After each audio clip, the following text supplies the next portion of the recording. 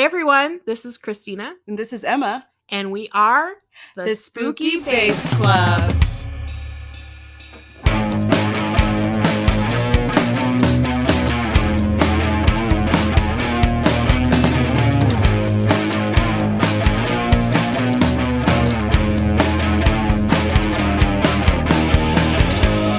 Show me your dark side. I've been waiting in the shadows. Let me see your pretty eyes. Dilate wide, then fade away. Show me your dark side. Welcome back, guys. Welcome back. Emma. It's my turn. It's my turn to talk. Yes, I am so excited. excited to hear what you've got for me. I'm really excited too. I'm really hoping that you don't know about this one, and this is just organic because you have a plethora, like a whole library in your noggin of noggin true crime shenanigans, man. So hopefully mine is just off the wall, and you have no idea. I'm excited. We'll see. So this one's gonna take some crazy twists and turns, true crime and paranormal. A little bit of both. Yeah, it's gonna be a neat. I'm really curious. Yes, this is good. Okay, so I'd like to start the story with a quote. Okay. And I just want it to resonate, seep into your brain. Let me know how you feel. Okay, I'm ready. My body is ready. I am accepting. Anyone who reads and scorns these words of prophecy is doomed. End quote. All right. Feel weird? Yeah. You should. Okay. Ready? You ready for this? I'm ready. November 1995, 42-year-old Alan Ross is missing. He was last seen filming on the streets of New Orleans with his longtime colleague and friend and just disappears. Alan was born on October 14th, 1943, and had a paternal twin, Brad Ross. They had an older brother, John, and grew up with their parents in the suburbs of Chicago in a town called Naperville. They were a middle-class family. Alan was close with his mother, Anne. She was a social worker and a nurse. She was warm and loving. She was a warm and loving mother, but had a hard time connecting with his dad, who was a scientist. Oh, okay. His name was Lori. It's like a logical thinker. Yeah, logical, real, yeah. Okay. Communication was just not his thing. So he wasn't good with emotions. Mm-hmm. Alan was the artist of the family. Found a love for filmmaking, which was the early 90s, I love me a creative Libra. Creative Libras, yes. Like you, man. Yeah. Oh, yeah, it's me too. He would film his mother sleeping, his father while That's weird. Yeah, like wait, why? I saw, so when I was researching this, I was looking at what was interesting. It was like clips during the 90s of just creative filming. Okay. It wasn't unusual. Just kind of testing out, different angles and subjects. Yeah, it was an artistic form of filming. Okay. And I thought it was really neat. So he was filming his mother sleeping. He was filming. There was a window, and you could see his dad in the backyard mowing the lawn. Okay. And then he would film like the front of his childhood home, and it would kind of pan over the different windows and stuff. So it was almost like storytelling, but with images and film. Okay. It was a really neat way of communication. So as a creative, he was a free-thinking teen, and his family was Midwestern. They were conservative. So he really never felt like he fit in. Alan was described as witty, funny, and all-around just nice guy. He wore thrifted clothes with Converses that complemented his tall, gangly frame. So he was a real tall, long kind of guy. But he had just this charisma about him. Creation was just around him. He wore these glasses that reflected his intellectual appearance. So they were like big. But he sounds like a little creative, nerdy guy. Yeah. Nerdy, but like there was an attraction to him that was just a little charismatic nerd that liked to film. Mm-hmm. With the Converse and the glasses. Yeah, he was a whole mood, Yeah, Okay. Yeah. So his twin brother would say he had a different way of looking at things. He was outside the box and looked at all perspectives. Total Libra. I love Libras. Me too, man. They're kind of like the best. But he would always say that his mom understood him the best. Mm-hmm. She just got why he was the way he was. So he had somebody to connect with. And with it being your mom, that makes it that much easier to be creative and free thinking. So when Alan discovered his love for filmmaking, he decided he wanted to pursue a career in it. And his mom was 100% supportive. Yes, absolutely. Go do you. So he decided to move to Chicago to pursue his passion. He worked as a full-time editor on the Mutual of Omaha's Wild Kingdom. And then he also founded the Artist Cooperative and Film Society called Chicago Filmmakers, which was responsible for helping struggling artists find resources to complete their projects. Okay. So how cool is that? It's like humanitarian, being able to support other creatives. I thought that was really neat. Yeah. He meant a lot to a lot of different people. Every one of them that were interviewed in the Missing Alan documentary by one of his friends, Tangram is his name, all had a story to tell of this witty, serious, not so serious guy who was full of life. For Alan, the camera was a tool and a toy. And you could tell by the way he filmed things. There was no question when it came to small or large, it was always a large. And what was cool is that he'd go out with his filmmaking friends and they would go to a diner and they would sit down, and Alan was recording his friends ordering with the waitress, and then he turned the camera around to himself. He's like the historian of the group. Yeah, he was very much a documenter. I totally resonate with that. Mm-hmm, I was always that friend taking pictures. Yeah, because you want to document the moment, capture the memory. And Alan was the same way. He was like very much that kind of guy. So it was cool to watch him capture everybody else, but then turn the camera around and capture himself giving his order. Okay. And when they asked him, you want a smaller or large chocolate milk, he was like, hesitates, but always large. Always a large. So when Alan turns 33, his mother dies of cancer. Oh. And this was in 1986. And what's crazy is that doctors had pronounced her cured only a month before. Oh. So how devastating, right? Yeah. You think your mom's good to go, and then move on with your life. Yeah. And then, mm-hmm. And she died young too. They didn't say how old she was, but in pictures you can tell that she was not. She had a whole bunch left in her. A whole bunch left. That's so sad. Mm-hmm. It was devastating to the whole family. And then Alan, being as close as he was with his mom, was completely distraught after that. He felt alone and adrift, and he traveled the world searching for the meaning of life. And he went all over the world, filmmaking. Went to Africa, did filmmaking. He went down to South America. I mean, he had friends literally all over the world. That's cool, especially back then. Back then, he found success very quickly with filmmaking. Yeah, man, he had that social networking thing down early. Like, it was really neat. His friends said that he had success very quickly. It was like when he found filmmaking, it was his life's calling. It's what he's meant to do. It was what he's meant to do. So trying to fill this emptiness has left him really fragile and just really vulnerable. Open to anything. Yeah. He was very open-minded anyway to finding answers to life, so he dove into the paranormal. Mm-hmm. In 1986, shortly after his mom's passing, he began to dabble in the occult, or what he would refer to as the mysteries. He and his live-in girlfriend at the time, Flanagan Mackenzie, both shared this pursuit to understand more.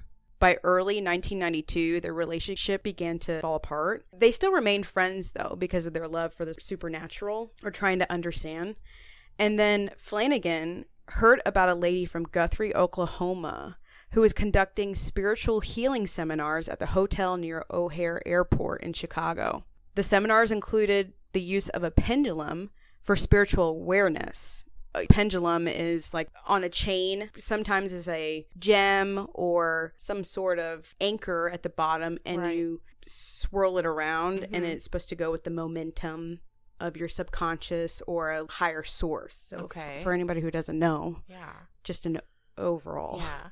And I've seen like the old wives' tale where people use something like that to determine whether you're having like a boy or a girl. Yes, exactly. And then I've seen people that use it also to like ask questions to like the spirit world, and it points to yes or no. Yes, exactly. Dowsing, which we're going to get into. So Flanagan would attend these seminars, then report her experience back to Alan, which began to pique his interest in finding out more. The acclaimed spiritual healer was Linda Green. Linda's the worst, so we'll just start with that. Linda was a prior nurse in the 1980s, as well as an actress, poet, and writer who wrote books about her New Age philosophies. She was a leader of her New Age group called the Samaritans. She moved her following to Guthrie, Oklahoma after purchasing the Black Jail to hold their meetings. So what's the Black Jail? Oh, the Black Jail, you ask? It's suspicious, I'll tell you.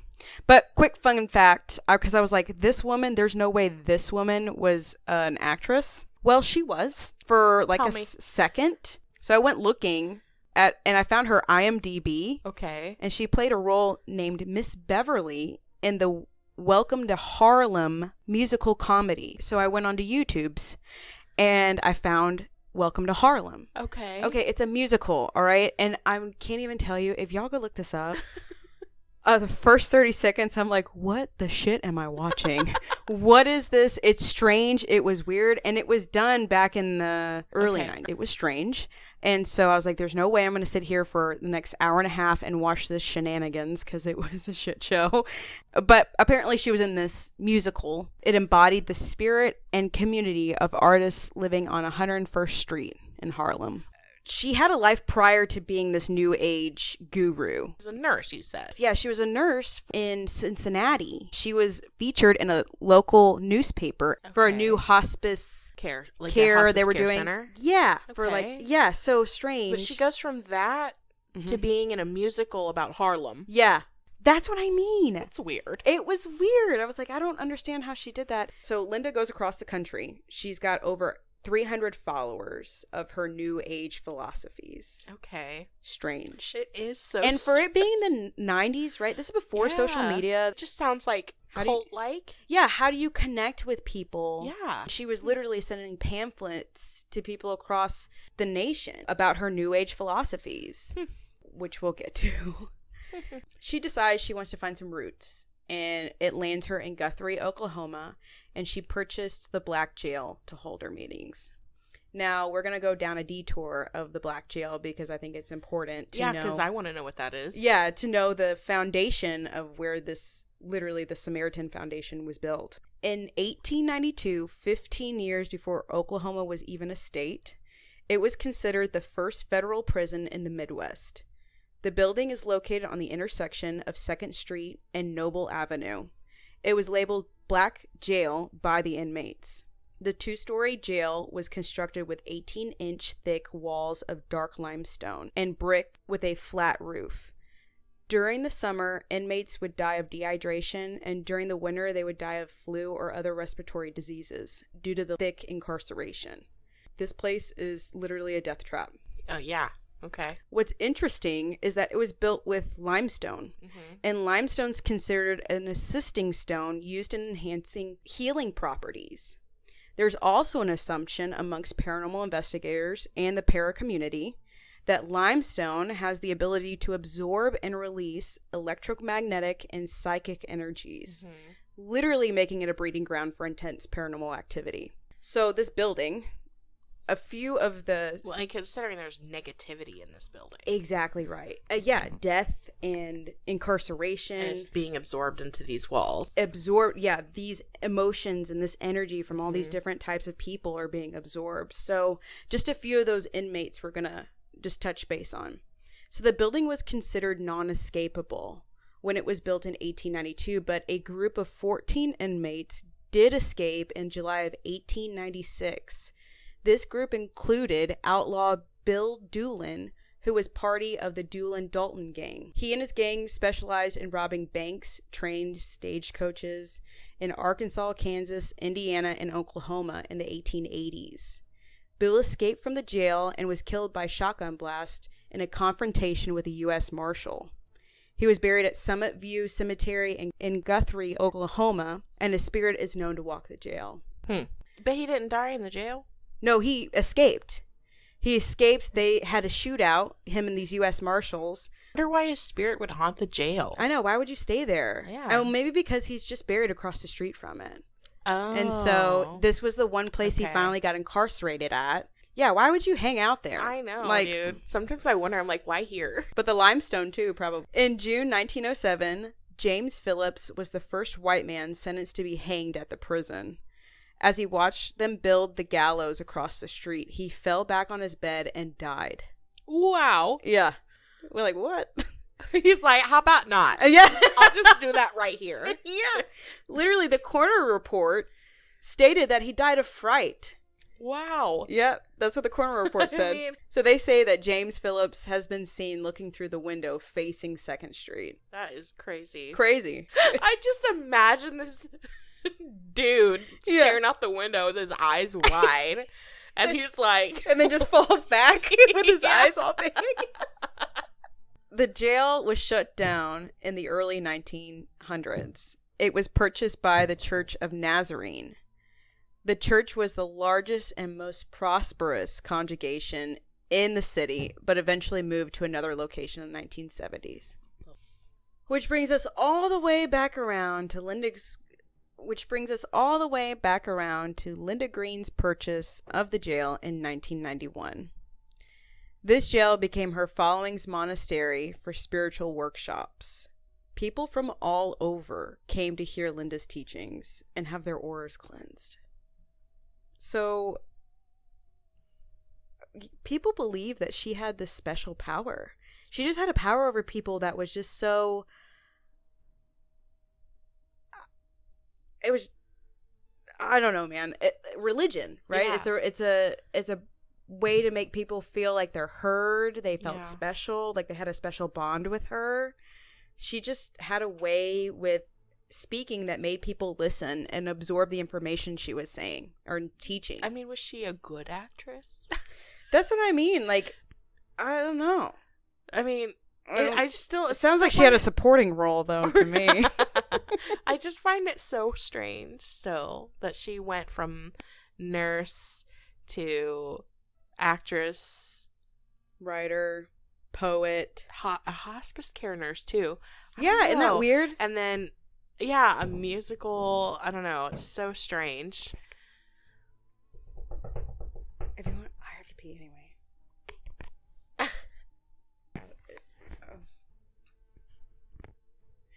I want to see what this lady looks like. Okay, so there's faces of this woman, okay? Oh, God. Here is what she looks like when she is young. Okay. And youthful. She looks like a Linda. She looks like a Linda, right? Uh-huh. And here's what she looks like after life happened. Okay. She looks angry at the world. I don't know what's happened to her at this point. Oh, I will show you the way. Okay. This bitch is crazy. She crazy. So she had this way of speaking to people that was just the intensity in her eyes when she would look at people and actively listen to what they're saying. And what she would do is she would dissect them and hone into their weaknesses. Okay. And then capitalize on their weaknesses, aka manipulation. Yes. At its finest. I mean, like most cult leaders would do. Oh yes. Okay. Exactly. Yeah, this woman was something else. So she's got this monastery now in the Black Jail. Yeah. They're converting the jail into a place for all of her followers to come.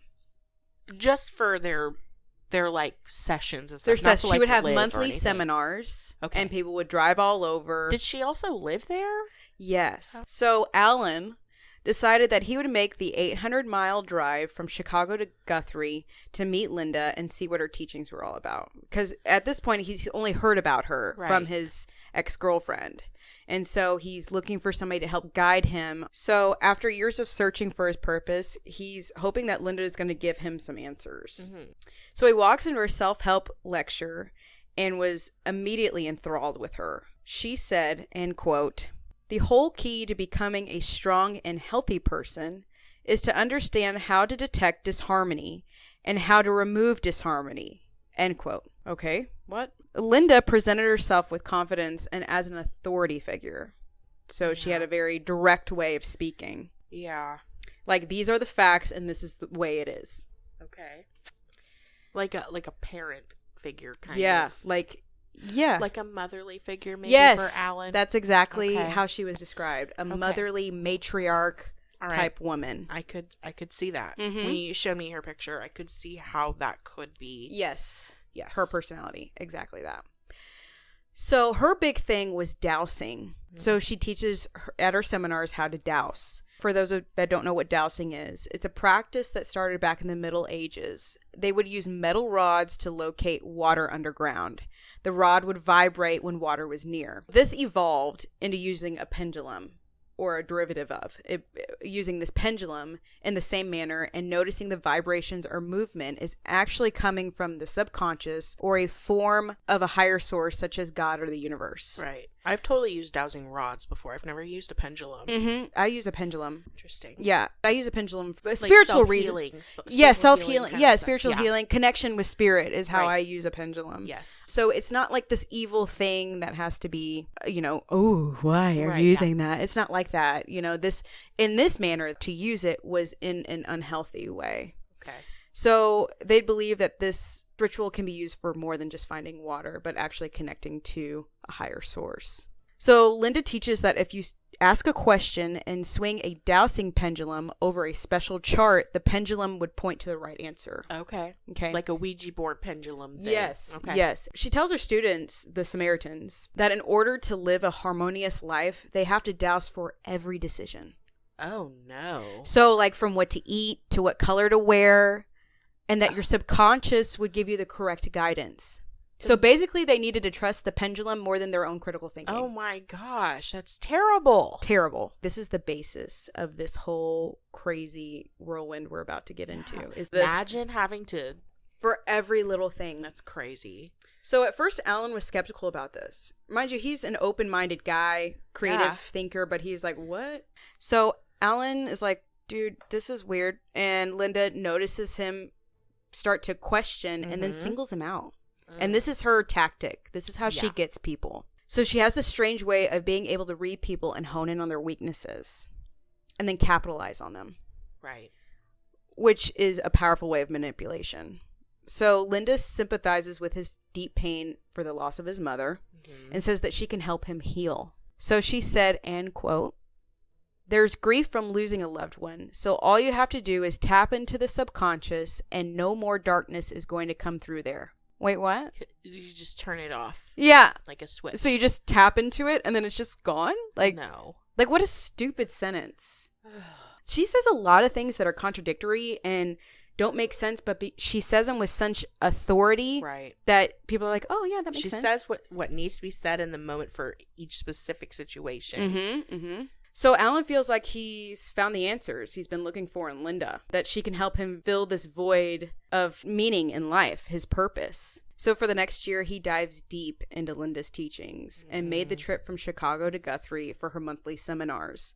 His friends were like, dude, what are you doing? Yeah. They could not wrap their brain around why he would want to invest so much time into doing this. But again, it was a support system for him. Yeah. Outside of everything That's how that else. happens. Yeah. Linda's teachings began to take a more broad turn. She felt that her and the group needed to cleanse the world's negativity. By helping ourselves, we help the world. So she said, and quote, "Unless mankind gets busy with methods such as these," aka dowsing, "then the planet will not survive another 20 years or so." End quote. What? She tells her followers who live all over the country that they need to relocate to Guthrie permanently. Instead of these monthly seminars, she's like, nah, everybody under the same roof. Let's get together. Let's douse. Let's start a cult. Surprisingly, people are like, all right, let's do this. Of course they are. Another side, so this is another rabbit hole I was going to go down, but then I was like, this would be... I don't have all the information. It's too much. But just an overall, I think it's important. One of her followers, a mother who had 3 children, who was with her husband, who worked a lot. Well, she had gotten a pamphlet in the mail from Linda and the Samaritan Foundation that gave her these new age philosophies to help start dealing with life. Like, she was a lonely mom. Yeah. And so she started going to the monthly seminars and taking her children with her. Well, then this comes up. Let's all move to Guthrie together. And she tells her husband, hey, I want to do this. I'm taking the kids with me. And he's like, super supportive. Okay, you feel like you need to do this? Then okay. Because he was starting to see improvements in her life. Like she was happier. She wasn't as depressed.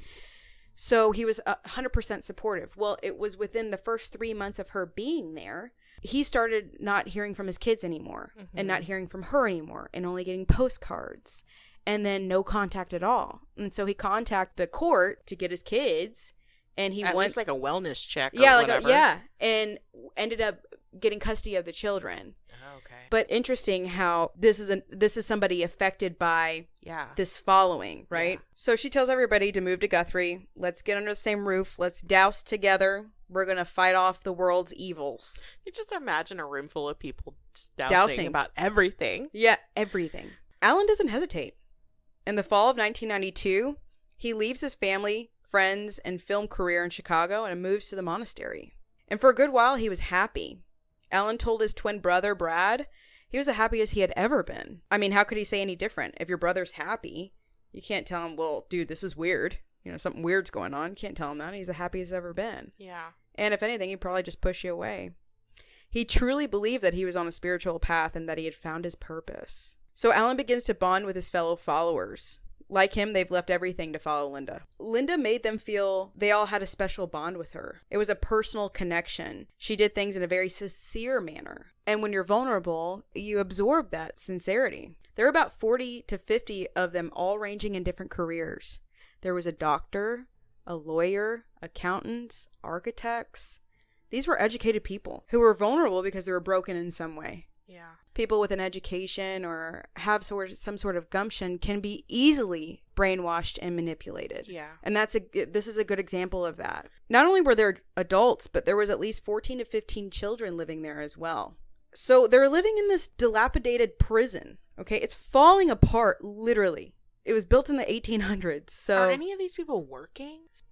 no, they're completely dedicating their lives to this following. So how are they funding their lives in this black jail turned monastery? There's a follower, and I was going to introduce her later, but we'll introduce her now.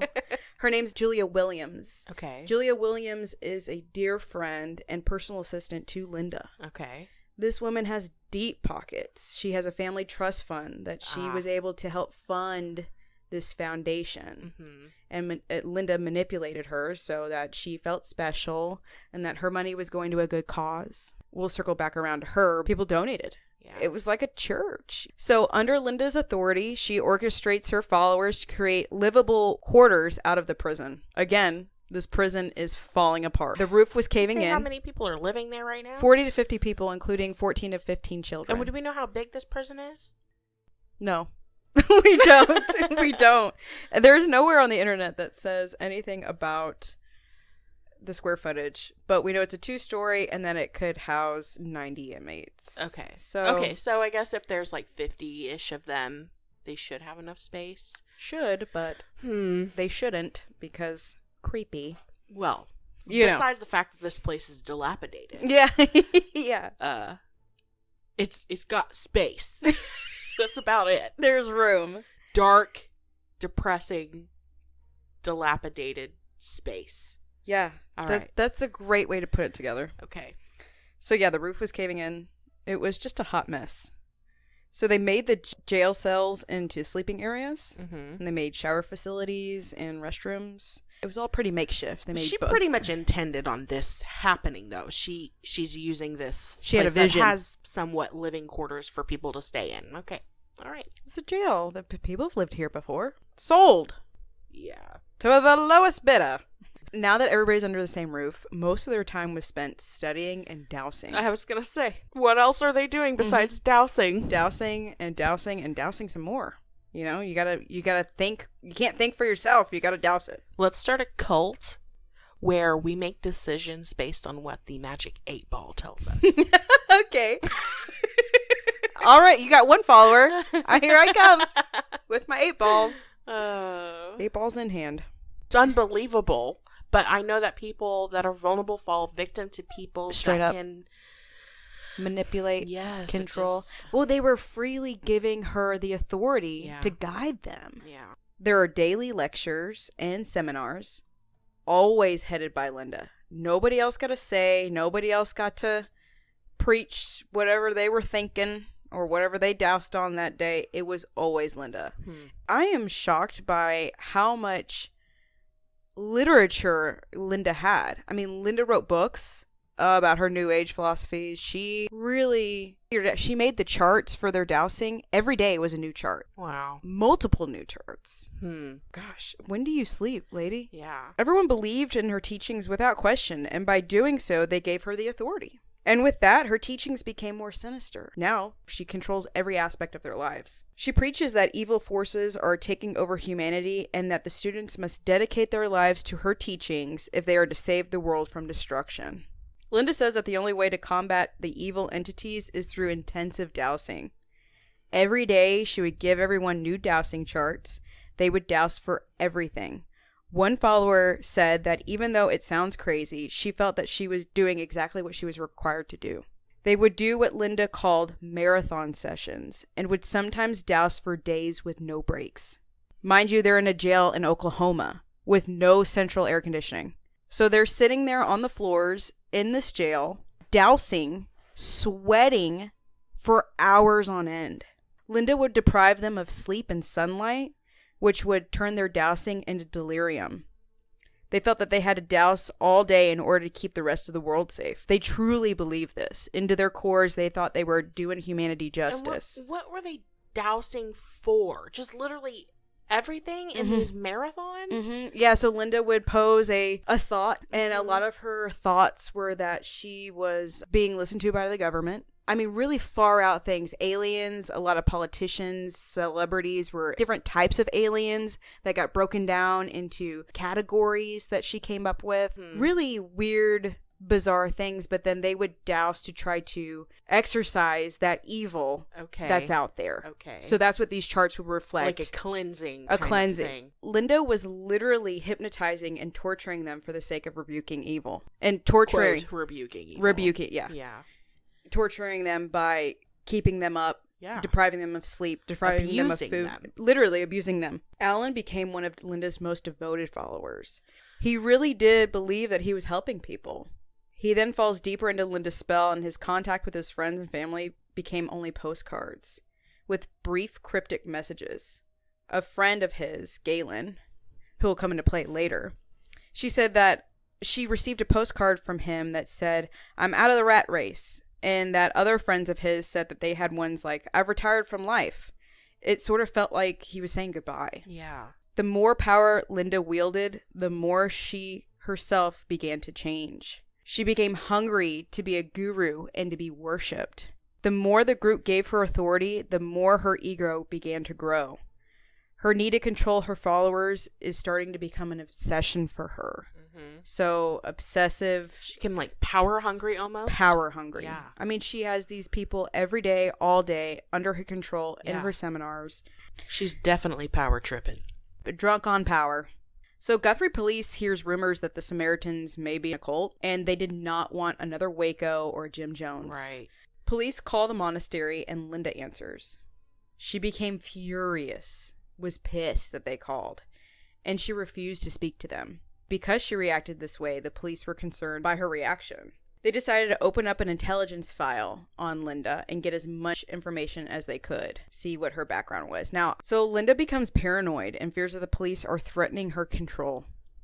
She tells her followers that they are not allowed to leave the monastery and are not allowed to use the phones. They do have phones? Yes. For her use. So they're not allowed to speak to anyone outside the monastery. Yeah. So now they're completely isolated. She's totally isolated her flock. Oh, yeah. So Linda is now in complete control of every aspect of their lives, which she's about to take their emotions a step further.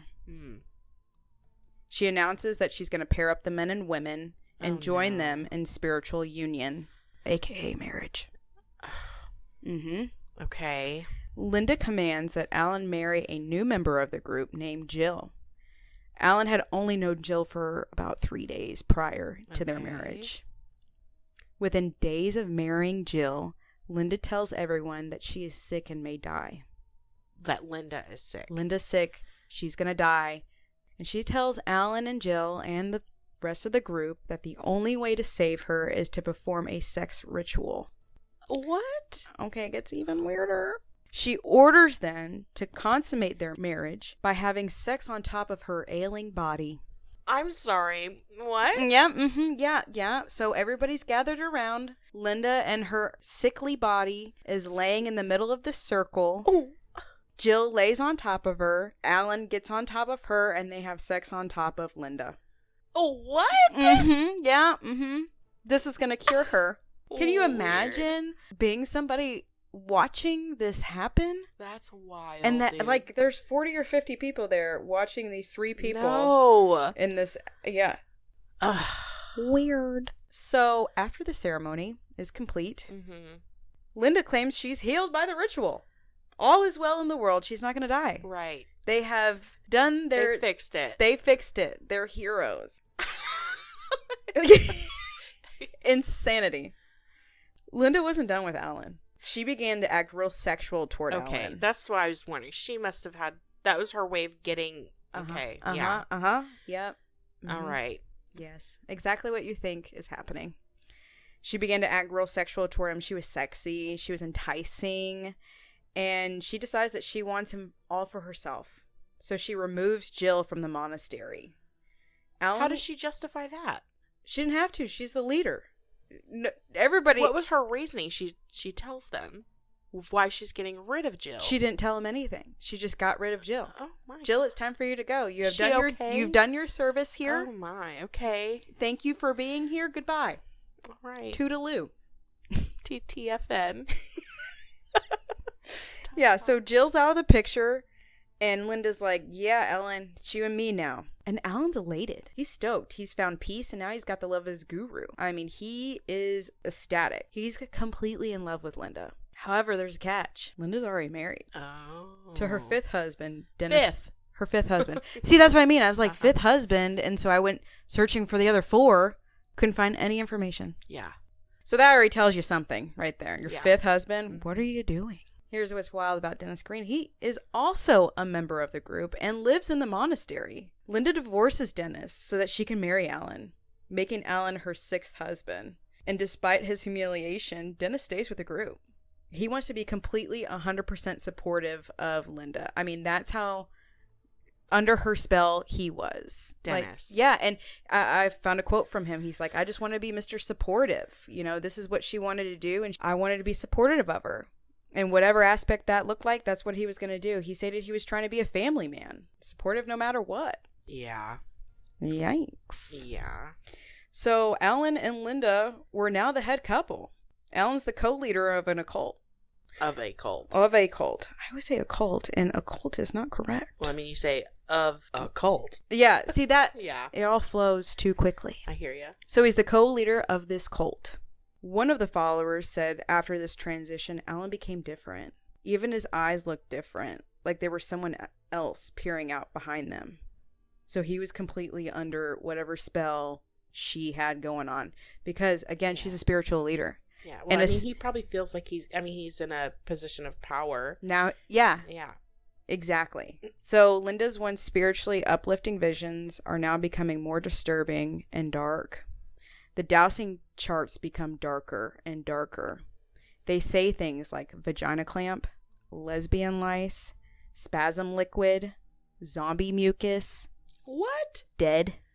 What's lesbian lice? I don't know. I even Googled it, but then I was like, I don't want to look now. That's a funky Google history. Yeah. I don't know. Zombie Mucus. Mucus. Spasm liquid. Spasm liquid. I can only imagine like splooge. Like Okay. You know, Yeah. that's what I thought. Splooge. That's a word I haven't heard in a long Splooge, time. yeah. So all of it became really deranged, weird shit. Yeah. Uh-huh. Just weird. And they're dousing over these. So Yeah. what are the questions that are being posed? I don't know, but weird. If those are the reactions, Zombie mucus. What yeah, is- she had a really weird thing about zombies and Okay. aliens, and like Uh-huh. she had a weird fear of them. She thought everybody who wasn't saved in this new age way that they were going to become zombies, Okay. which we get into later. Okay. So meanwhile, all this weird shit's going down. The police have gathered enough information on Linda to be concerned. Good. They're like, this Good. lady's strange. We need to go see what's up. I mean, at this point, I'm really glad that the authorities are like, meh, what's this? Yeah. Because they were already pretty heightened from everything else that was going on in the world Yeah, at the time. Okay. So good on them. Yeah. So Rex Brown, the police investigator of Guthrie, goes up to the jail, knocks on the door, and lo and behold, Linda Green answers. And he described her as a type A personality. I mean, this gal was a shark. was very defensive. He said it didn't take long at all before they were in an almost screaming match because of her lack of cooperation. She blocks their entry, so they promise to return with a search warrant. This literally throws Linda over the edge. She believes that there's a massive conspiracy forming against her. She is losing her shit.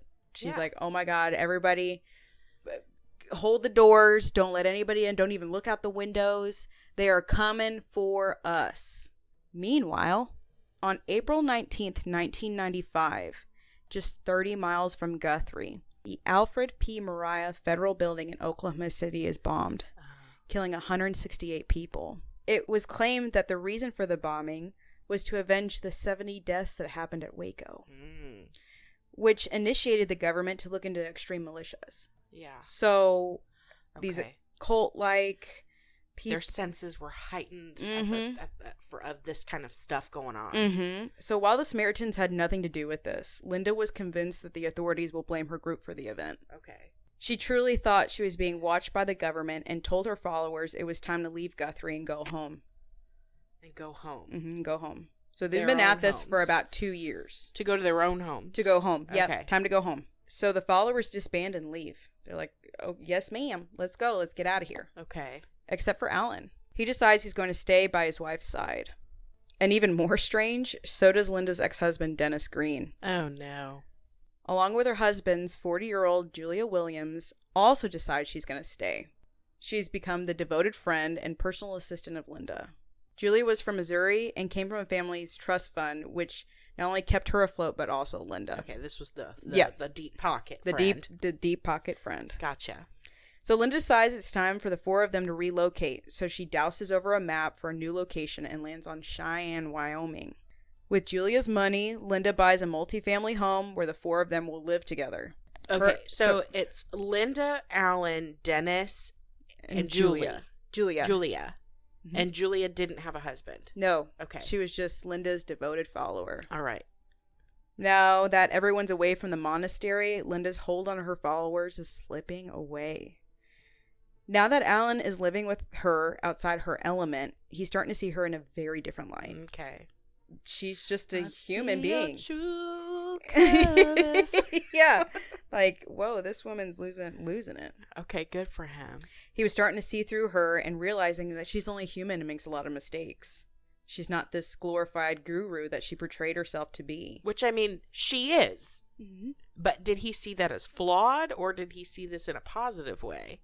Flawed. Okay. Flawed in the worst way. Like he was starting to see past her contradictions. Okay. Everything she said, he was started to question. Wait, good. What? Like, that's not right. So now he's getting a mind about himself again. Alan starts to question her teachings and begins to remember his life before the Samaritans. He decides it's time for him to leave, but escaping from Linda may not be so easy. Yeah. Yeah, now they're all living in a house that she's purchased with Julia's money in Wyoming. Alan receives a call from his friend Christian Bauer with an offer to do some film work on the Mississippi River. Okay. This was Alan's opportunity to get back to doing what he truly loved. Yeah. And to be able to see his dear friend and his family since 2 years, completely isolated. And to Christian's surprise, Alan accepted the job. Good on Alan. Alan, then in the fall, travels to St. Louis to pick up his film camera and get back in the swing of life. The experience was liberating for him. He found freedom again. When the shoot comes to an end, he decides he wants to leave Linda. Woohoo! And the group for good. Yeah, he was like, I'm out. I got to get back to doing what I love to do. And Christian had said how it was just so good to see him be him again. Yeah. He was Alan, the filmmaker, again. Linda was not going to let him go that easy. Yeah, I figured not. He had taken another job with Christian, doing some film work down in New Orleans.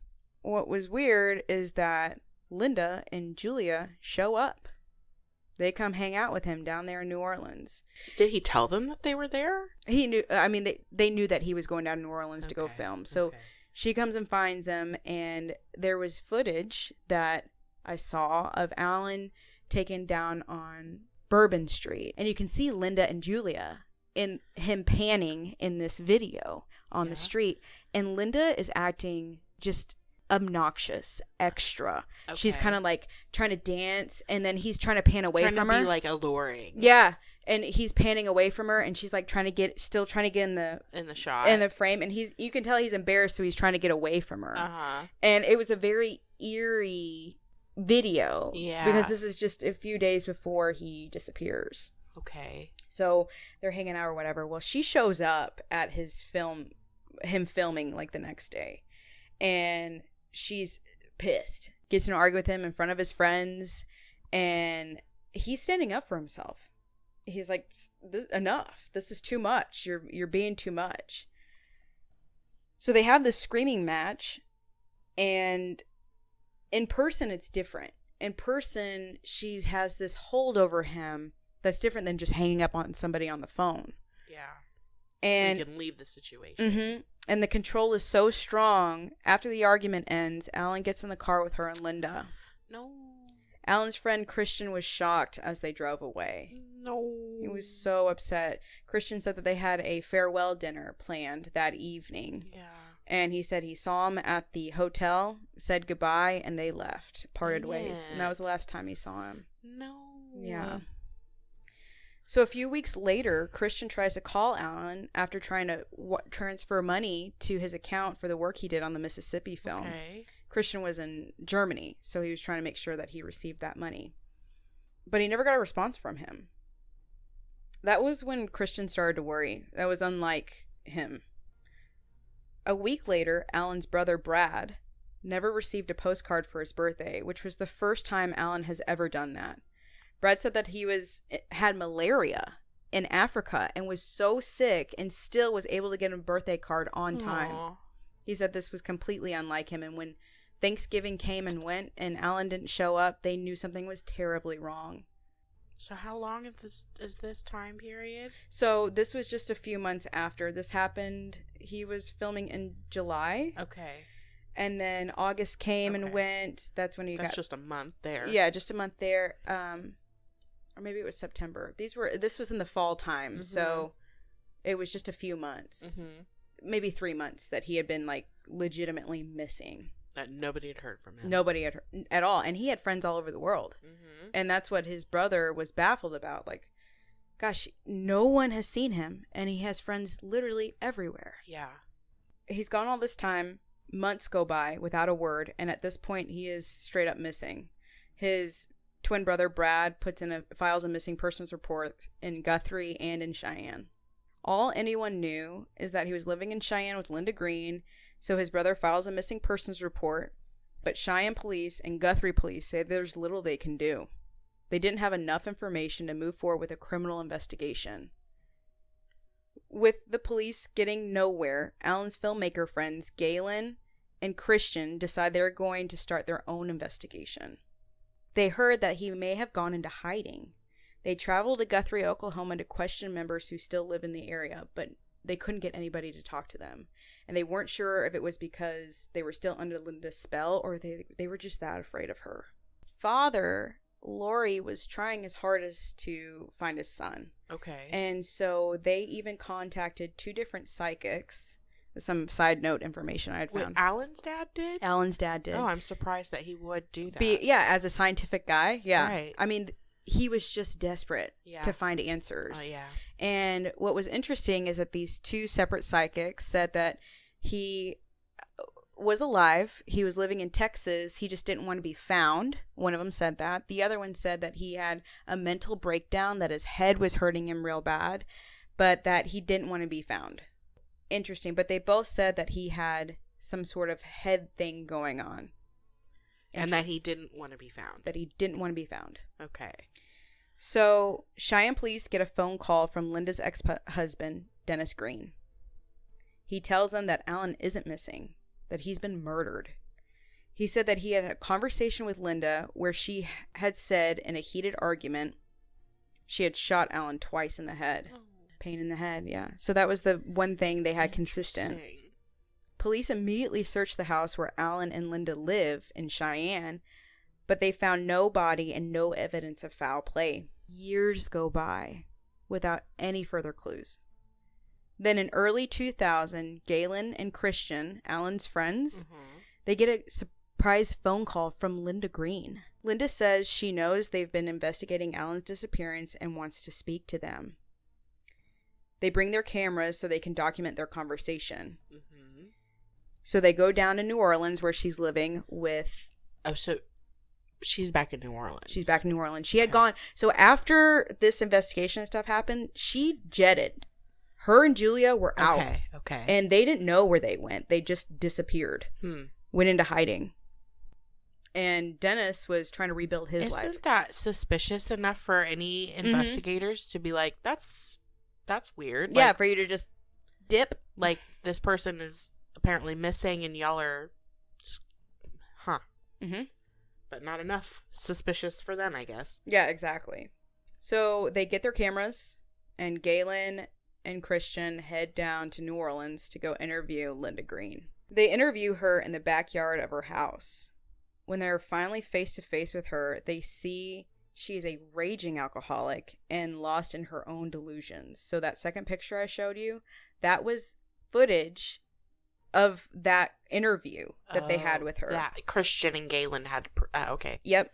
Galen said she was overwhelming to listen to. She was completely paranoid. She would rant and ramble incoherently. Like, her words were not making sense. And then she turned to the subject of Alan's death. And there's a clip of this that I watched. You can tell something is amiss when she says it. Her hair is just wiry and... Disheveled. Yeah, that's the word. Disheveled. Just, she looked deranged. Just lost. So in a drunken and crazed stupor, she says, "I will tell the camera the truth. My sorrow is so great. I cannot measure the sorrow." She pauses to think, holds a cigarette up to her mouth, and exclaims, "Alan was murdered by Dennis Green." She accused her ex-husband of shooting Alan in a fit of jealous rage. She said once Dennis was no longer alpha male, then Alan was alpha male. Dennis wanted him killed. I don't believe that, though. Oh, no. And even when you watch her say it, you're like, you're full of shit, dude. Like, you're so full of shit, it's not even funny. Yeah. Like, really? So, with this information, Brad Ross was determined to find answers. He calls Cheyenne police to reopen Alan's case and search Linda's house once more. And thankfully, they listened and did. Okay. And so many times, you know. But they still had the house? The house was sitting there vacant. Oh. Yeah. I thought they had sold it or No, something. yeah, something, no. And I don't know, and I looked too to see if Julia still had it in her name or how they still had access to that house, but I didn't find any information. So in July 2000, Lieutenant Bill Stanford enters the brick Victorian home and finds a horrific scene. In the basement of the home... Didn't they already search the home? They did, and that's what I'm like, how did you overlook this? Now, I say in their defense, but the basement of this home was falling apart. You know, it was a dirt basement. Okay. The shit kind of just thrown in there. The brick was coming off the walls. He found a hidden room behind the basement. Okay. It's like a crawl space. Okay. And so he walked in and looked around, and he discovered some things that were unusual to him. He saw part of a shoe sticking out of the ground. The dirt around the shoe looked uneven, and it was enough for him to take a closer look. Bill then calls up Brad Ross and asks him if his brother wore tennis shoes. To which Brad replied, yeah, they were always high tops. Converse high tops.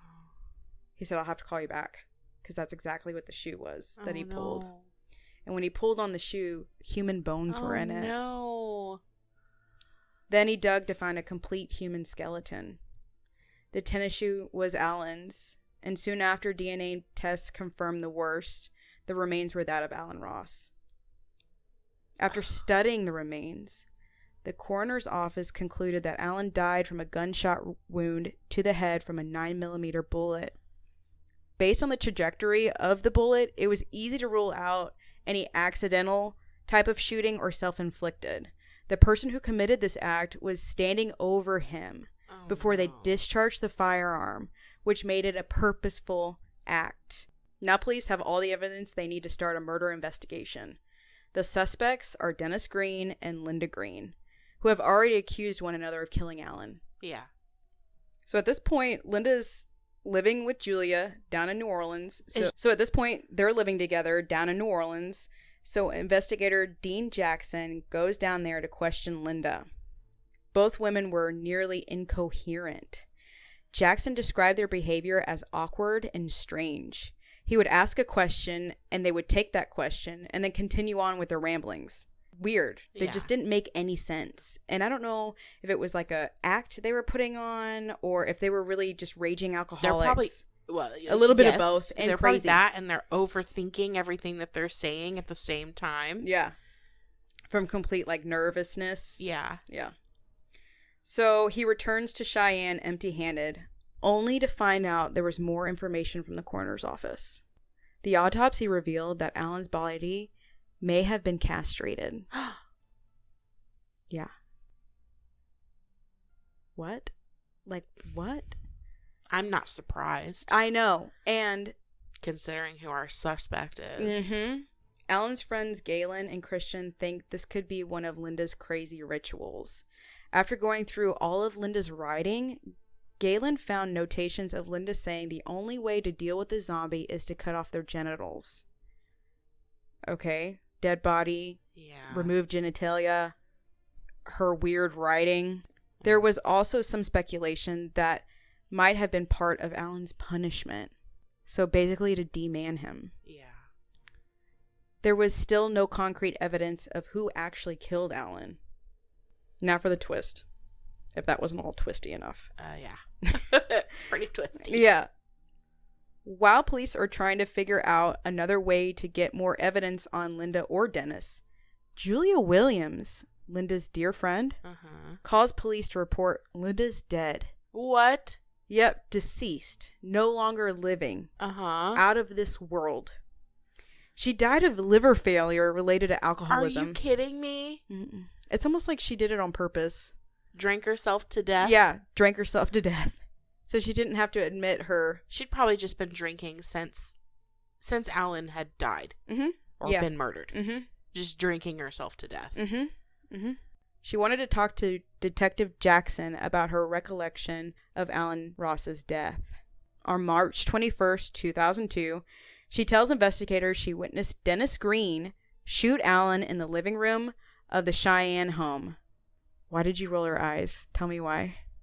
Because I feel like Julia's protecting Linda because she's still following her. Boom. She tells them that she helped Dennis bury Alan's body in the basement. That Julia helped him. Yep. So now she's an accessory. However, investigators found holes in her statements and think it was an attempt to preserve the image of Linda. So you hit the nail on the head. God. Exactly right. And I think so too. I think she was totally trying to make sure that even in death, Linda still had a hold on Julia.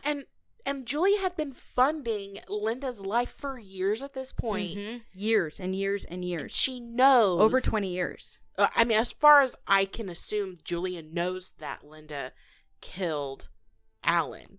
Right. Unless she wasn't present. And she was convinced present. her. She was present. She was does present. know better. Yeah. So, Ooh. So Okay. even though they were unsure if Julia's story was the complete truth, police charged her as an accomplice to the murder. Julia had said that she had heard a gunshot and she was upstairs when she heard the gunshot and came downstairs and saw Dennis. Okay. Supposedly. In November 2004, Julia faces trial. During the trial, prosecutors had a solid alibi for Dennis. A receipt dated November 22nd, 1995 from a hardware store in Denver, Colorado. Okay, good. A different state. That's Completely good. different state, yeah. Okay.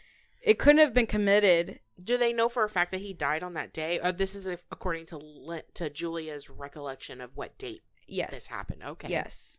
He couldn't have committed the murder in Wyoming that day. He was in Colorado. Other evidence was that Linda owned a 9mm handgun that she carried in a handbag. Also, her son was brought to the stand, and I think at the time he was 9. Linda's son. Linda's son was 9 years old. And he had witnessed his mom, have a 9mm handgun and shoot the lock off a door. Okay. Oh. So at the time he testified, he was 14. And Linda's claim was that if she said anything about Alan's death, that Dennis would kill her and her son. With all that evidence, the prosecution explained that on November 22nd, in the living room of the Cheyenne home, Alan and Linda had an explosive argument. When Alan tells her he wants to leave her for good, Linda shoots Alan twice in the head in a fit of rage. Then Julia helps Linda drag the body to the basement where they may have castrated him, then buried his body. Poor Alan. Poor Alan, man. He was trying to leave. Yeah. And she even said, when they were all under the same roof, that if you try to leave this group, you will die. On November 19th, 2004, 51-year-old Julia Williams is found guilty as an accessory to the murder of Alan Ross and is sentenced to 24 years in prison. 24 months. 24 months. 24 months. Not 24 years. 24 months in prison. I was like, 24 years. That sounds good. Yeah, okay. That sounds justified. No. 24 months. Oh, no. In prison and had to pay a $2,500 fine. $2,500? Fine. And then a $3,500 in public defender fees. Justice. That's it. Oh my gosh. Dennis Green was free to live his life. Julia served her time and then was free to rebuild her life. For Alan's family, they were free to resume their lives without any more mystery. And as for Alan, he is forever remembered by his friends and family. That is so sad. Yeah. Dude. Isn't that terrible? Freaking Linda. Freaking Linda, man. I have a footnote here.